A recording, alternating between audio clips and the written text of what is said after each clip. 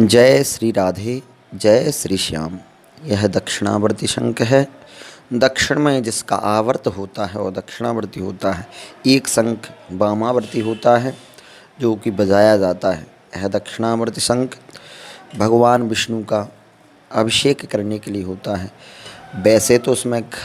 वैसे शंख को घर में रखने से माता लक्ष्मी प्रसन्न होती हैं। इसका रखने का विधान भी बताया है। यह शंख, इसका एक स्टैंड आता है, इस पर यह रखा जाता है। इसको प्रतिदिन पूजन करके पंचोपचार इसकी पूजन करें। इसमें जल भरें, तीर्थों का जल डालें और दक्षिणावर्ती शंख रखना चाहिए। यह दक्षिणावर्ती शंख है। उसके बाद यह वामावर्ती शंख है। यह वामावर्ती शंख भगवान विष्णु के पूजन में बजाना चाहिए। इसकी जो ध्वनि होती है उससे भूत प्रेत पिशाच आदि दूर चले जाते हैं। जो बुरी विपदाएँ होती हैं, समस्याएं होती हैं, यह दूर हो जाती हैं। तो यह शंख बजाने के योग्य है। पूजन के योग्य तो दोनों शंख हैं, परंतु बजाने के योग्य वामावर्ती शंख है। यह जो दक्षिणावर्ती शंख है, यह घर में स्टैंड पर रखकर इसमें जल भरें, तीर्थों का जल भरें।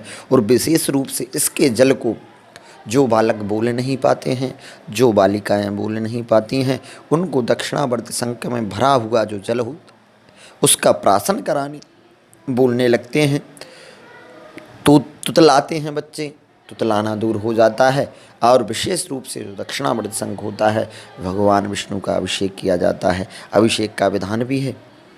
भगवान की षोडशोपचार पूजन करें, आवाहन करें, पूजन करें। उसके पश्चात इसमें तीर्थ का जल, दुग्ध डाल करके और पुरुष सूत्र के द्वारा भगवान विष्णु का दक्षिणावर्ती शंख से अभिषेक करना चाहिए। जिस प्रकार से वामावर्ती शंख में बजाने के योग्य होता है, उसी प्रकार से दक्षिणावर्ती शंख भगवान विष्णु के अभिषेक के योग्य होता है। इससे अभिषेक करने पर क्या होता है, इसके द्वारा अभिषेक करने पर माता लक्ष्मी बहुत प्रसन्न होती हैं।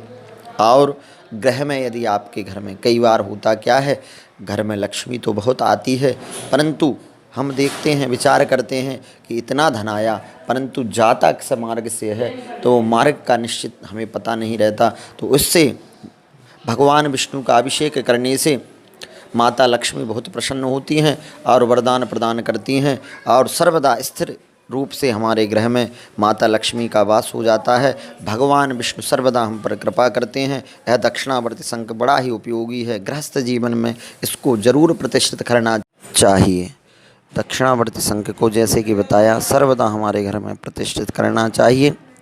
और इसकी पंचोपचार पूजन, जिस प्रकार से आप गृह में स्थापित जितने देवता होते हैं उनका पूजन करते हैं, उसी प्रकार से पंचोपचार इस शंख की भी पूजन करें। इसको घर में रखने के बहुत सारे फायदे हैं। और माता लक्ष्मी को, भगवान विष्णु को यह शंख बहुत प्रिय है। आपको यह शंख हर कहीं नहीं प्राप्त होगा। यह शंख तीर्थ की देन होती है, तीर्थों में प्राप्त होता है। इसकी पहचान भी होती है शंख की, तो उसको पहचान करके ही शंख को लावें।